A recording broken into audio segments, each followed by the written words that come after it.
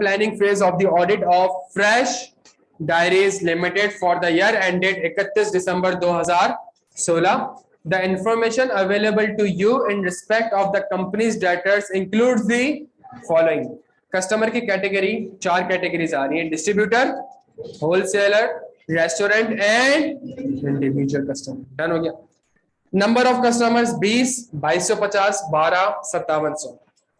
Balance outstanding 30,500, 12,000, 750, 20,400, 9,800, 73,450. ये उसने कहा कि बैलेंस आउटस्टैंडिंग है.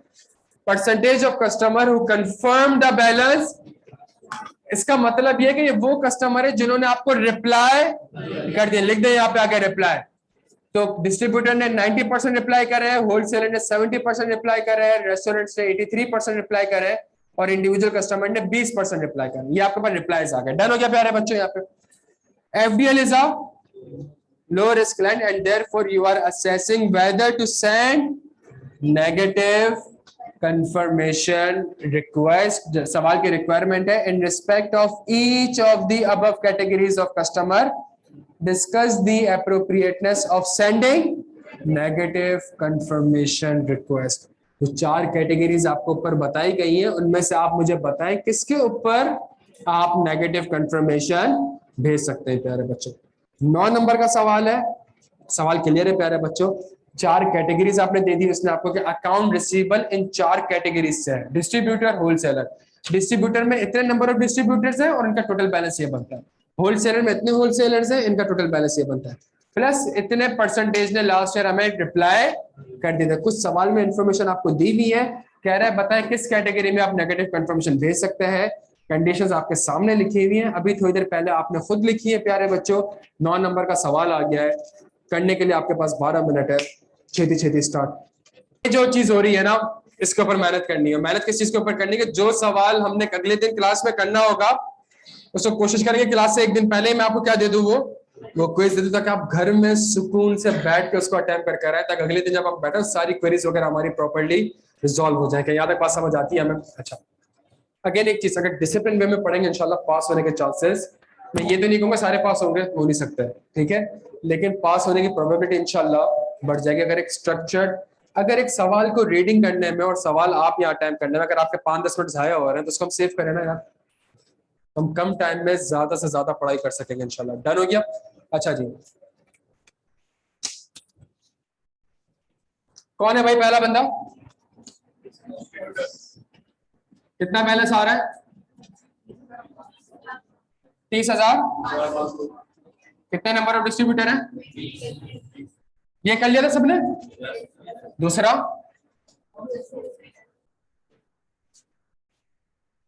कितने? 12,000.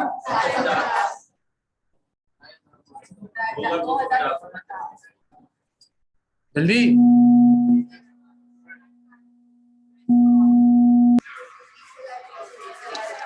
20,000.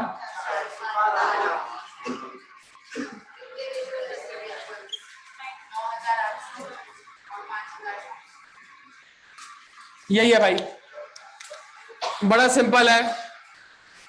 मैं आपको बताऊं, बड़ी सिंपल सी बात करूं. आ जाए, सुने मेरी बात. हमारे पास सवाल में अगर ये दिया हुआ है प्यारे बच्चों, ये दिया हुआ है, दोस्त दिया हुआ है, क्या लिखा हुआ है? बोलो जल्दी, जोर से बोलो. बेहतरीन. अच्छा, क्या ये निकाल सकता हूं? क्या ये निकाल सकता हूं? कैसे? दोनों को डिवाइड कर दूंगा, एवरेज बैलेंस मेरे पास आ जाएगा. अच्छा जी, चले आ जाए बच्चों. सवाल में ये दिया हुआ है, ये निकाल सकते हो? ये भी दिया हुआ है सवाल में कि भाई इतने परसेंट ने रिप्लाई कर दिया था. क्या ये दिया हुआ है? आप में से, चले मैडम, आप में से कितने लोगों ने उसके बारे में सोचा? ईमानदारी से, बिल्कुल ईमानदारी से. किसी ने भी नहीं सोचा इसके बारे में कि यार ये तो सवाल में दिया हुआ ही नहीं है. किसने सोचा है? जिसने सोचा नहीं, इसका मतलब उसको कंडीशन का ही नहीं पता. भाई सिंपल सी बात है, कितने लोगों ने सवाल में देख के कहा कि यार एक्सेप्शन रेट तो दिया हुआ नहीं है, मैं सवाल कैसे करूं? या कितने लोगों ने ये सोचा कि यार एक्सेप्शन रेट कैसे निकालूं? एज्यूम करेंगे, एक्सेप्शन रेट को हम क्या करेंगे। आपको पता है सबसे बड़ा हमारा हमारा मसला क्या है, हम ओवर टेक्निकल है। हमारा सबसे बड़ा, हमसे ज्यादा टेक्निकली साउंड कोई नहीं हो सकता ना। हमें ये चीज गड़वा देती है और हमें पेपर में भी ये चीज गड़वा देती है। हम इतना चीजों को मतलब हम कहते हैं यार ये नहीं दिया हुआ, ये निकाल के रहूंगा मैं, नहीं दिया हुआ भाई। आप एक चीज है ना, आपको पता है मैं एक बड़ी जबरदस्त केस स्टडी आपसे इंशाल्लाह डिस्कस करूंगा, and it's all about how you solve the problems. अगर आपकी प्रॉब्लम सॉल्विंग कैपेबिलिटी अच्छी है ना, आप दुनिया में हर एक चीज अचीव कर सकते हैं। अगर तो प्रॉब्लम सॉल्विंग कैपेबिलिटी आपके अंदर अभी तक नहीं है ना प्यारे बच्चों, बड़ा मुश्किल हो जाएगा आपके लिए सीए करना। इसमें मसला था क्या, मसला ये था कि मुझे ये कंडीशन नहीं दी हुई। अगर मैं इसी के बारे में सोचता रहूं तो मैं पेपर कभी भी अटेम्प्ट नहीं कर सकूंगा। दूसरा सवाल कितने नंबर का है, मैं सोचता हूं, और मैं सोच के ये सोचता हूं कि 9 नंबर में से कैटेगरीज कितनी दी हुई है, तो क्यों ना पहले ये 4 कंडीशंस लिख के 4 मार्क्स सिक्योर कर लूं। कॉमन सेंस, क्यों ना पहले ये 4 कंडीशंस लिख के 4 मार्क्स सिक्योर कर लूं। भाई 9 नंबर का सवाल उसने पूछ लिया मुझसे, इसका मतलब है वो मुझसे कंडीशन, और फायदे में हर कैटेगरी के अंदर कंडीशन डालता रहूं, रिपीट होता रहे, तो इससे एक ही बार 4 कंडीशंस मेंशन करूं, 4 से 5 मार्क्स सिक्योर करूं। अब सोचे वही जो ऑटम 16 वाला सवाल था, उसी को मैंने वापस से लिखा और मैंने फौरन से 4 मार्क्स 4.5 मार्क्स सिक्योर कर लिए। ये बात समझ आती है मेरे प्यारे बच्चों। तो मैंने चारों कंडीशंस लिखी और फौरन से 4 मार्क्स सिक्योर कर लिए, डन हो गया। अब मैंने कहा सबसे मनहूस वर्ड जो है ना वो ऑल का है। क्या मतलब ऑल का, ऑल का मतलब ऑल नहीं, ऑल का मतलब सारी, और पेपर में सारी कंडीशन नहीं दी हुई। बट यही सबसे बड़ी ब्लेसिंग है मेरी कि अगर इनमें से कोई एक कंडीशन भी पूरी नहीं होगी तो मुझे बकिया कंडीशन देखने की जरूरत ही नहीं है। मैं नेगेटिव कंफर्मेशन नहीं भेज सकता, मुझे पॉजिटिव भेजनी है। मैं इसी सवाल को अगर इस माइंडसेट से करूं, मैं कहता हूं अच्छा क्या सवाल में ये दिया हुआ है, क्या डिटरमाइन कर सकता हूं, जल्दी बता दें। पॉपुलेशन लिख लो, यहाँ पे पॉपुलेशन कितनी बनी मेरी, एवरेज बैलेंस कितना बना प्यारे बच्चे, पहली कंडीशन है, कितना बना यहाँ पे 1.25, यहाँ पे 1525, अच्छा अच्छा 1525, 5.1700। प्यारे बच्चों अल्लाह को हाजिर नाजिर, वो कौन सी ऐसी कैटेगरी है जो कि large number of small balance है, कौन सी ऐसी कैटेगरी है जो कि large number of small balance है, होलसेलर। और क्या इनको नेगेटिव कंफर्मेशन भेज सकता हूं, नहीं, ये अगले इम्तिहान के लिए पास हो गए, इनको अगले कंडीशन देखनी पड़ेगी। अब क्या 1500, 2500, 1700, क्या इनको नेगेटिव कंफर्मेशन भेज सकता हूं, नहीं सर, इनको नेगेटिव कंफर्मेशन नहीं भेज सकता, because the population does not comprises of. Irrespective low exception rate हो, इररिस्पेक्टिव डिसरिगार्ड करता हो कि ना करता हो, इररिस्पेक्टिव जो भी रिस्क हो, मैं इनको नेगेटिव कंफर्मेशन नहीं भेज सकता, बिकॉज चारों कंडीशन होना पूरी है, एक कंडीशन पूरी नहीं कर रहे। सिंपल डिवाइड करके आपको 6 मार्क्स मिल गए, 4 वो कंडीशन और 2 मार्क्स ये, डिवाइड करके 6 मार्क्स मिल रहे हैं, और ये लिखने में 2 मिनट भी नहीं लग रहे थे। ये बच्चा सोच कहां पे रहा है, चौथी कंडीशन, सारी कंडीशन दफा करे। क्या उसने आपको बताया है कि लास्ट टाइम कितने बैलेंसेस, कितने लोगों ने रिप्लाई किए, कितने लोगों ने रिप्लाई किया, जल्दी बताएं। यहां लिखने की भी जरूरत नहीं है मुझे, तो अब ये तो यहां तो लिखने की भी जरूरत नहीं है। क्यों जरूरत नहीं है, 100% ने रिप्लाई करे मेरी बला से। मैंने फिर भी नहीं भेजनी इसको पॉजिटिव कंफर्मेशन, मैंने फिर भी नहीं भेजनी इसको नेगेटिव कंफर्मेशन। दफा करें, क्यों लिख, टाइम क्यों जाया करूं मैं यहाँ लिख के। मैं यहाँ पे लिखता हूं इसने पास कर लिया है, पॉपुलेशन कंप्राइज, क्या ये अगला इम्तिहान पास कर रहा है, अगला इम्तिहान कौन सा है, जल्दी देसी कार्ड वाला कितना है 70। यहाँ पे प्यारे बच्चों क्या इंडिविजुअल कस्टमर आपकी कंफर्मेशन को इग्नोर कर रहे हैं, अगर आपकी क्या आप नेगेटिव कंफर्मेशन भेज सकते हो उसको, sir large number of small balance है, फिर भी नहीं, क्यों,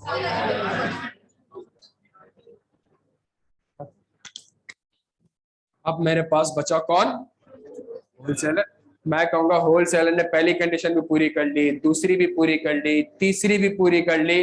अगर तो very low exception rate expected है तो मैं इसे नेगेटिव कंफर्मेशन भेज दूंगा, अदरवाइज मैं पॉजिटिव कर। जो चीज आपके आंसर के आखिरी लाइन में, अगर मैं सवाल पढ़ के आपको वर्बली बता रहा होता ना, आप कहते सर आसान है। अभी बैठ के कंडीशन कुछ जैसे जैसे समझ आने लगी थ्योरी बेस्ड क्वेश्चन की, आपने कहा आसान है। लेकिन प्यारे बच्चों, जहां बैठ के, जहां भी मेरे प्यारे बच्चों, जहां अटेम्प्ट, मसला क्या है, स्टार्ट कहां से करूं सर, प्रैक्टिस किस चीज की करनी है?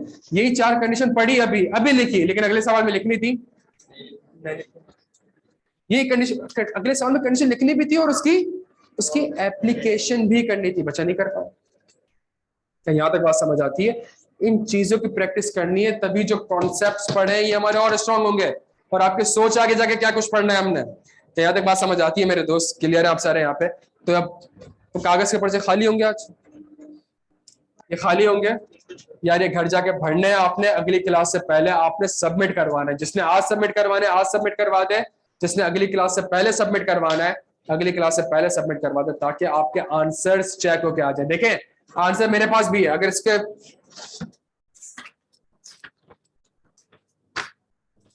पीछे भी आपको आंसर दिख जाएंगे, आंसर किताब में भी होंगे, लेकिन आपने क्या लिखा है, किस तरीके से लिखा है, वो असेसमेंट होना प्यारे बच्चों जरूरी है। जी सर।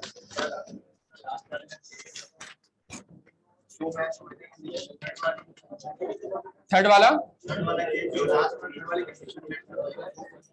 देखे ना, लास्ट में उसको 70% ने कंफर्म कर दिया, इंडिविजुअल में 20% ने रिप्लाई किया सर, तो 80% तुम्हारी कंफर्मेशन। इंडिविजुअल में 20% लोगों ने रिप्लाई किया है आपको, 80% ने क्या करा है? जब 80% ने इग्नोर किया तो क्या उसको नेगेटिव कंफर्मेशन भेजोगे तुम? नहीं, क्यों नहीं भेजोगे? उसने वापस से इग्नोर करना है, और जब वापस से वो इग्नोर करेगी तो आप क्या समझ बैठेंगे? क्या यहां तक बात समझ आती है? आपकी कुछ भी समझ में नहीं आया गधो, सुने मेरी बात। सर जो इसका जवाब देगा ना वो टेक्निकली साउंड है, नेगेटिव का रिप्लाई नहीं आता तो मैं यकीन कर बैठता हूं तो कोई मसला है, तो पॉजिटिव भिजवा दूंगा तब भी तो वो रिप्लाई नहीं करेगा। भाई अभी आपने देखे ना क्या बोला, डिसरिगार्ड। अच्छा वो डिसरिगार्ड करे तो नेगेटिव ना भेजे, क्या भेजे? तो पॉजिटिव भेजोगे तब भी तो डिसरिगार्ड करेगा। फर्क समझ आएगा दोनों में आपको जल्दी। जबरदस्त। पॉजिटिव कंफर्मेशन जब आप भेजते हो रिप्लाई नहीं आता, पकड़ के बैठ जाते हो उसको, आप कहते हो ऑल्टरनेटिव।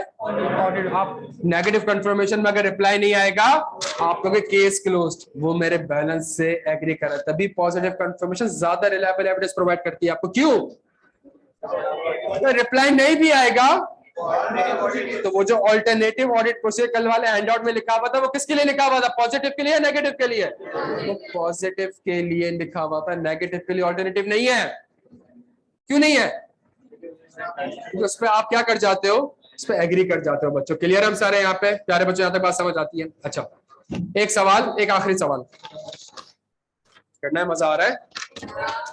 क्यों? तो रोजा तो हमारा भी है यार। हाँ जी,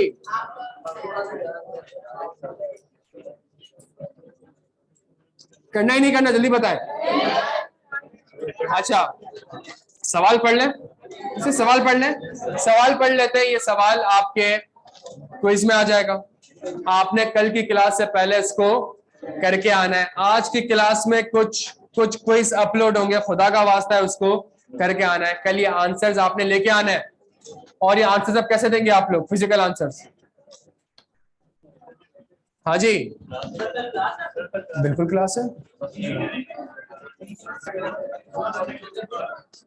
हाँ जी सवाल पढ़ लेते हैं, आ जाए। You are the audit manager in a firm of chartered accountants. Summer 2018 मिल गया प्यारे बच्चों? You are the audit manager in a firm of chartered accountants. Following is the extract of the email received from the job in charge responsible for the audit of your client CL for the year ending 31 March 2018. Following is the extracts from the email receive from the job incharge साहब क्या फरमा रहे हैं भाई, आप manager है, job incharge एक senior manager को बता रहा है, I am considering to circulate negative confirmation on 1 April 2018 for debtor balance outstanding as on 31 March 2018 as firstly the reporting deadline at the CL are very tough. The population comprises of large number of small balances, and thirdly the risk of material misstatement has been assessed as. I have also been offered by the CFO that one of their staff would get all the confirmation signed from debtors and deliver them to our firm office. This could help us in meeting the reporting deadline. सवाल की requirement सिर्फ इतनी है, comment on the suggestion of the job in charge, full stop. आगे वाली line आपने नहीं पढ़नी है। सवाल 5 नंबर का है, comment on the suggestion. Job incharge साहब आपसे कह रहे हैं मैं नेगेटिव कंफर्मेशन भेजने का सोच रहा हूं। पहला reason population comprises of large number of small balances, दूसरा डेडलाइन टफ है, तीसरा risk has been assessed as low. सही है, ये उसने कहा। और फिर आपसे कहा कि सीएफओ ने एक और मशवरा दिया है कि वो अपना बंदा भेजेगा हबीब बैंक से कंफर्मेशन लेके आपको डिलीवर कर देगा। इससे हमारे पास कंफर्मेशन जल्दी आ जाएगी। सवाल की requirement 4 word, comment on the suggestion of the job incharge. ये एक अलग नस्ली किस्म है सिनेरियो बेस्ड क्वेश्चन, क्योंकि आपके कैफ के सवाल है, ये सीए फाइनल का नहीं है। सवाल कहाँ का है आपका? और जो मैंने आपको क्विज दिया था, अगर आप थोड़ा बहुत देखें तो सवाल की आखिरी लाइन और क्विज वाली लाइन आपको मैच होते हुए दिखेगी। क्विज में भी क्या था कि जी क्लाइंट सीएफओ ने आपको ईमेल क्या कर दी, फॉरवर्ड कर दी, तो वॉर से कहा था कमेंट करें इसके ऊपर। और ये विंटर 13 का सवाल था या विंटर 15 का सवाल था। यही सवाल आईकैप ने सीफैप का उठा के कहां पूछा है आपसे, कैफ में पूछा है, पूरा नहीं पूछा, एक लाइन पूछी है। अगर तो आप 15 मिनट देते हैं तो हम इसको बैठ के खत्म कर सकते हैं सवाल को। अगर आप थक गए, आपको लगता है नहीं सर हम कल कर लेंगे, हम घर से करके आ जाएंगे, मुझे कोई मसला नहीं है, लेकिन आप घर से करके आएंगे तो आपका आंसर गलत होगा। और अगर आप यहाँ पे करेंगे तब भी आपका आंसर गलत होगा। सही है, लेकिन मैं चाह रहा हूँ आपको पता चले एक चीज, एक रिदम है वो पता चल जाए।